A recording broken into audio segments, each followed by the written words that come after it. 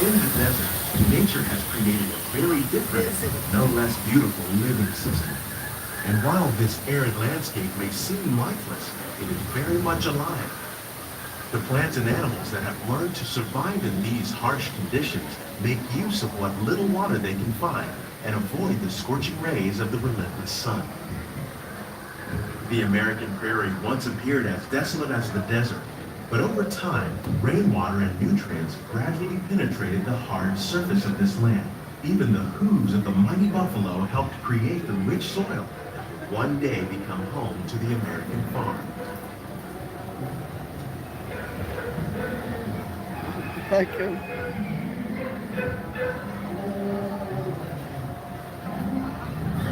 We're in the back row, so we're not disturbing anyone.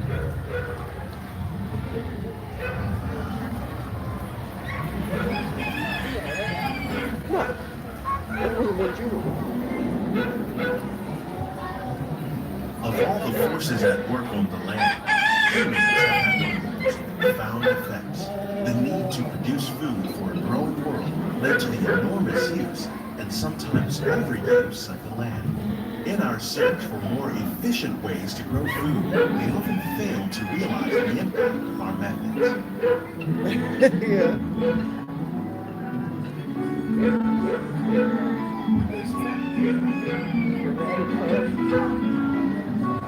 Is it snowing where you Today, are? we're learning to live with the land, discovering better ways to grow food that will assure both human and environmental well-being.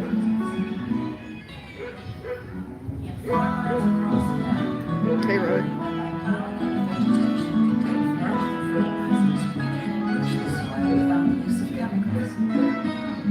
In Saudi Arabia and Mexico, we're learning to produce food on desert seacoasts by developing and planting crops that thrive on salt water.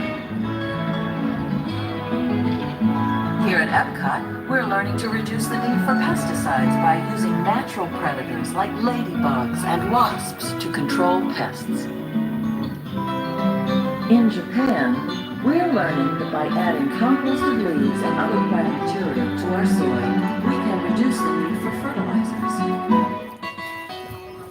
In farmlands across America, we're learning that by plowing under vegetation containing natural fertilizers, we can enrich the soil without the use of chemicals.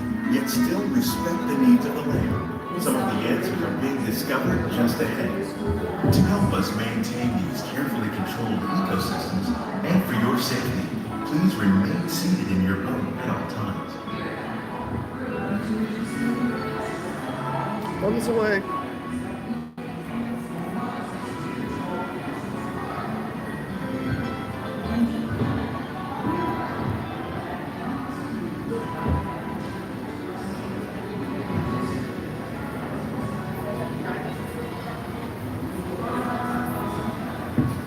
Welcome to our living laboratory, where scientists from Epcot and the U.S. Department of Agriculture Behind are the scenes exploring tour is very innovative cool. ways to produce bountiful harvests now and into the future. Hi, Joe. The tropics are home to the greatest diversity of plants on the planet. Many of these, like papaya, bananas, cacao, coffee, and rice, are well known around the world. These are just a few of the edible plants that have been an important source of nutrition for people living in the tropics. Many are rich in vitamins and minerals, while others are well adapted to growing in less than ideal conditions.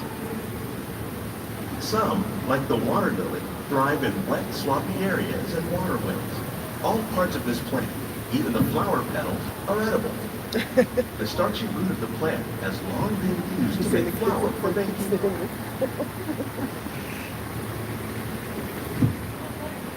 One day, many of these lesser-known tropical plants may be as important as the bananas growing on both sides of the boat.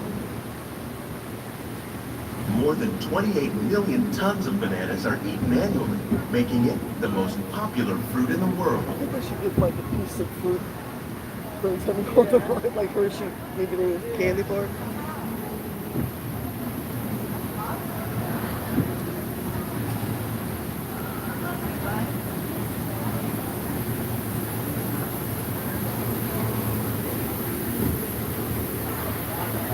When we mention farming, you probably don't think of fish, but fish farming, or aquaculture, accounts for nearly half of all the seafood consumed globally. Tilapia, bass, and catfish, like the ones you see here, are three of the more popular crops raised by fish farmers.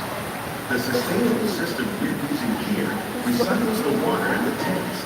As a result, we're able to save millions of gallons each year. Our small fish farm produces nearly 5,000 pounds of fish each year to serve in restaurants around Walt Disney World. Innovations like this one can play an important role in our efforts to produce bountiful harvests and still protect natural resources. There's shrimp here. You see a freshwater shrimp.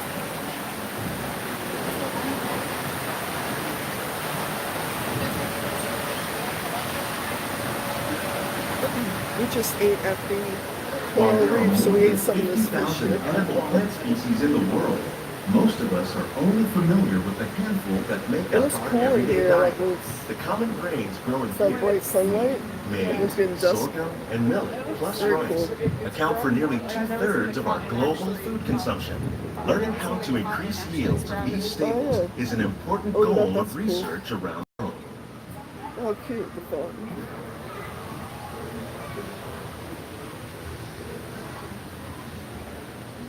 It's up and over.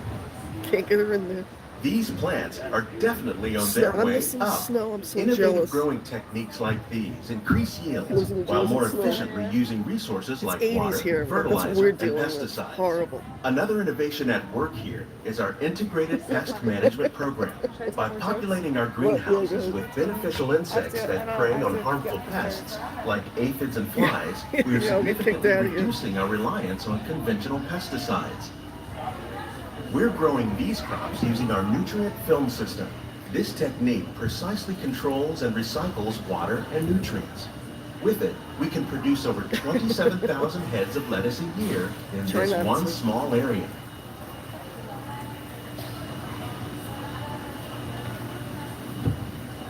Why shouldn't you write with a broken pencil? Because it's pointless. Some of our best ideas have been inspired by nature, like these fruit and vegetable trees. By growing these ground plants vertically, we can increase yields and better control diseases. These crops taste as good as they look. In fact, we Don't serve encourage more than them. 15 tons of produce from our greenhouses in restaurants here at the land every year.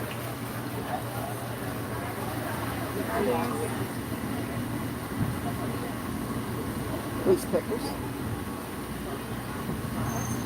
Those are peppers, huh? On that side? Yeah. There's peppers here.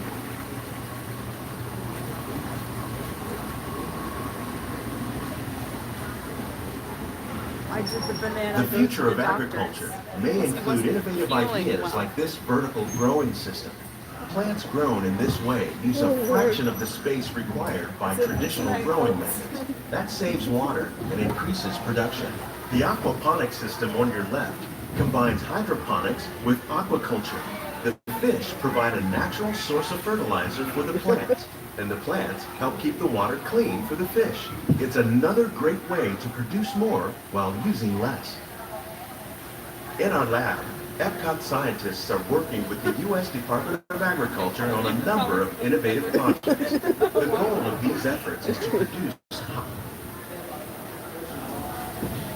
What'd you get when you cross it down? I would have still. I feel like I should know this. What?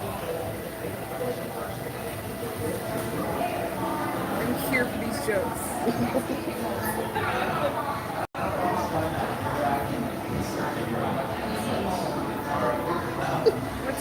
What do we These get? greenhouses represent just a fraction of the work being done worldwide to produce bountiful harvests for our growing population.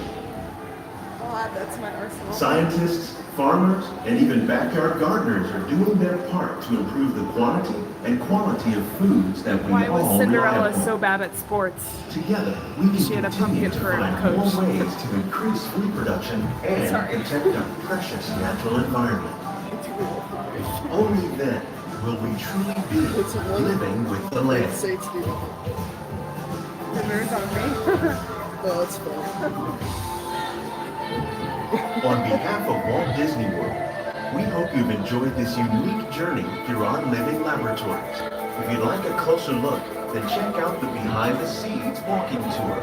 It's a chance for the whole family to get up close and personal with the plants and growing techniques in our laboratories. So, they've used some of Please keep your hands and feet inside the boat and remain seated until the boat Yeah, comes they to a use the complete Cinderella stop. one.